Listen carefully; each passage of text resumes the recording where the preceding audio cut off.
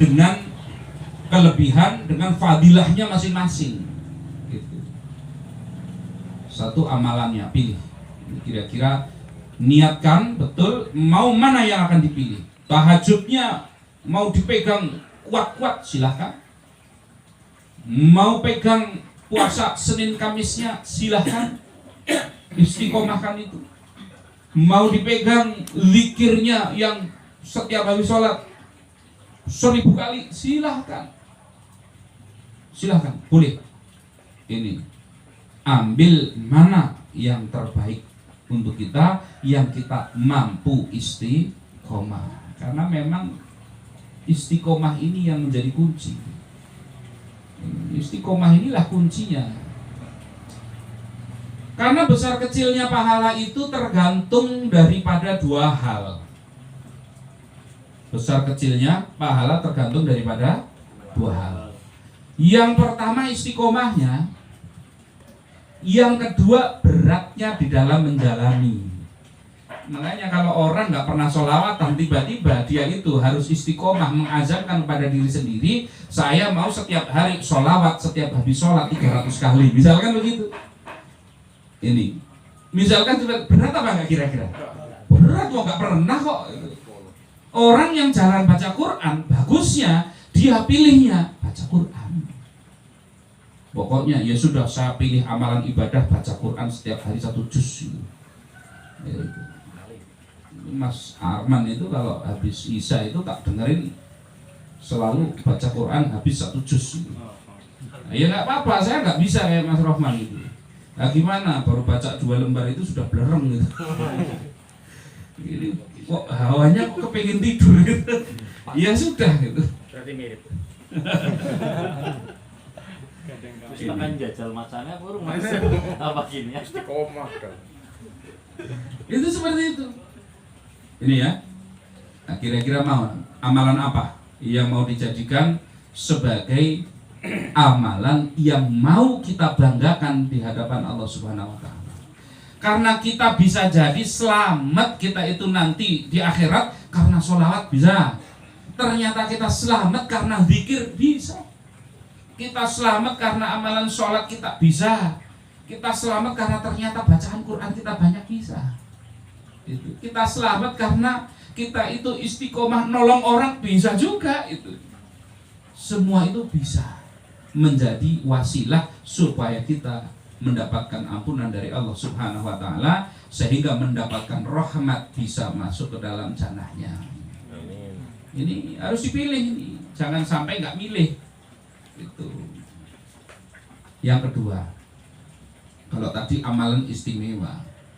Yang kedua yang seharusnya kita lakukan, kalau kita semua itu tahu yang namanya Al-Quran itu adalah merupakan pedoman di dalam hidup, gitu kan? Pedoman di dalam hidup. Coba hafalkan walaupun 1 ayat. 1 ayat saja yang saya minta. 1 ayat.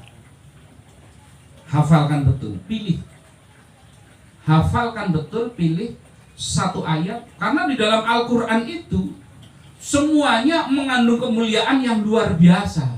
Tapi dari seluruh ayat silahkan istimewakan salah satu saja. Saya cuma minta salah satu. Salah satu saja istiqomahkan untuk kita pegang. Kalau ibaratnya kita imaninya itu tembus langit ibaratnya. Walaupun semuanya ya harus kita imani. Karena 1 ayat saja kita ragu, maka 1 ayat itulah yang otomatis kalau kita ragu 1 ayat berarti kita itu kafir. Nggak boleh 1 ayat ragu. Maksudnya 1 ayat ini kita yakini, kita imani, dan kita pegang, praktekkan betul gitu. Coba ambil 1 ayat. Makanya kalau saya ada dari dulu itu saya itu ada, kalau saya pegangan saya itu yang paling saya pegang itu yang menjadikan saya di dalam melangkah itu nggak terlalu banyak mikir itu, wa ma min dabatin fil ardi illa 'alallahi rizquha. Wa ma min dabah, apa-apa yang melata fil ardi di atas muka bumi, illa 'alallahi rizquha, kecuali rizkinya dijamin oleh Allah. Ini adalah ayat yang menunjukkan jaminan Allah terhadap rezeki. Ya sudah, ini kita imani total itu, imani total. Maka ketika tahun 2008 akhir itu saya memulai sekolah gratis itu bukan karena saya punya duit, enggak. Justru waktu itu saya lagi bangkrut-bangkrutnya, lagi banyak-banyaknya utang. Mungkin kalau kenal Mas Bob pusing bareng gitu waktu itu. Pas waktunya pas ya. Iya kan? Bob tahun-tahun itu juga. 2011 akhir. Oh, berarti duluan saya ya?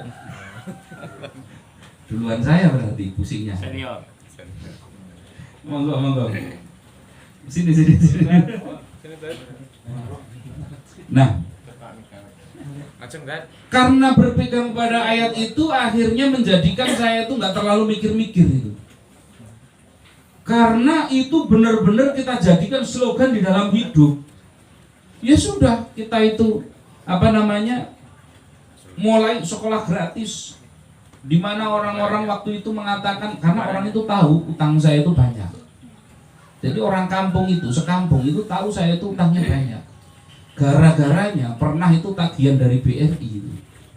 Suratnya itu kok salah tempat ke tetangga saya. Nah itu surat bisa keliling kampung, diperlihatkan orang sekampung. Kita tahu semua itu kalau utang saya banyak itu.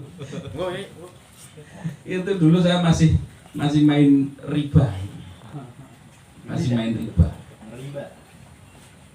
Belum tobat itu belum tobat. Belum. Masih cari dalil yang membolehkan. Masih cari kiai yang membolehkan. Karena waktu itu saya alhamdulillah menemukan kiai yang membolehkan, dan ternyata kiai itu rumahnya dijual gara-gara utang. Referensi Bre. Orang tidak pernah ya. Oh, masuk ngerti. Gara-gara wa min dabatin fil ardi ila ala lahi rizquha ini, karena kita pegang kenceng, akhirnya sudah. Besok kita setelah sanawiyah kita bikin aliyah. Malam itu cuman kepikiran malam-malam, karena saya dulu membiasakan diri itu punya kebiasaan. Imam Syafi'i katanya itu kalau tidur rata-rata 2 jam sehari itu. Maka saya ya minimal ikut-ikutan melek lah, walaupun nggak terlalu bermanfaat itu. Minimal meleknya dulu gitu kan. Nggak tahajud juga ya kan? Tahajud jarang. Karena pas waktunya tahajud pas ngantuk-ngantuknya. Malam itu jam 12:30 kepikiran itu anak-anak yang sanawiyah, kok kalau habis sekolah kok kasihan, mereka itu akhirnya putus sekolah. Berarti harus dibikinkan aliyah ini. Saya nggak mau bikin STM atau SMK. Kalau bikin SMK pasti muridnya banyak dan cari duitnya gampang. Saya nggak mau. Saya tetap bikin aliyah. Kenapa? Karena bukan mau cari duit. Karena supaya dakwah itu jalan. Minimal kalau madrasah itu 50% pelajarannya agama. Saya bikin itu. Apa gara-gara saya punya duit? Enggak, waktu itu juga enggak. Kondisi itu enggak, masih belum stabil. Saya masih, kalau ke rumah saya itu ada Supra 125 itu pernah lepas itu untuk bayar ujian gitu. Ujian anak-anak ujian nasional zaman dulu ya, ujian nasional. Kita jual-jualan itu, jadi nggak semudah itu. Memang yang namanya kita berjuang di jalan Allah itu nggak mudah, itu harus habis-habisan, itu biasa. Tapi karena keyakinan terhadap ayat tersebut membuat kita nggak goyah. Begitu selesai aliyah 2011 saya bikin aliyah 11, 12, 13, 2014. Begitu banyak orang-orang kita sebenarnya pengen masukin anaknya ke situ, tapi kan transportnya mahal, tempatnya jauh. Akhirnya pas saya rapat dengan guru, terlintas saya langsung sampaikan, tolong mulai sekarang umumkan kepada masyarakat, mulai detik ini saya bikin pondok pesantren. Jadi nggak pakai mikir macam-macam itu, nggak pakai mikir anggarannya dari mana. Maka ketika itu saya umumkan di media sosial, kemudian ada daftar lewat media sosial, kita mau nanti puasanya di situ. Saya bilang jangan berangkat pas puasa, nanti kalau habis lebaran saja. Biar puas dulu bersama keluarga. Itu alasan saya. Alasan sesungguhnya kamarnya belum ada. Belas kamarnya belum ada, duitnya yang buat bikin kamar belum ada. Belas itu.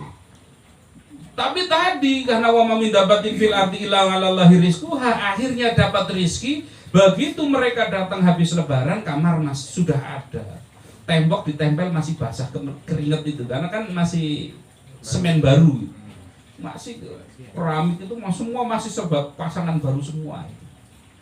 Akhirnya berjalan sampai hari ini dari 2014 Juni 2014 sampai saat ini. Itu alhamdulillah. Itu hanya gara-gara pegangan sama satu ayat. Makanya panjenengan coba cari inspirasi di dalam Al-Qur'an. Gitu ya, di dalam Al-Qur'an cari inspirasi karena itu semuanya isinya inspirasi, tapi ambil satu, jadikan slogan hidup dan itu praktekkan total. Nah, itu nanti luar biasa. Ini ya. Ini jadi yang pertama tadi amalan istimewa, yang kedua adalah backupnya adalah ayat yang kita istimewakan. Ini ya. Nah, ini habis ini nanti kita lanjut diskusi mumpung ada beliau ini. Jadi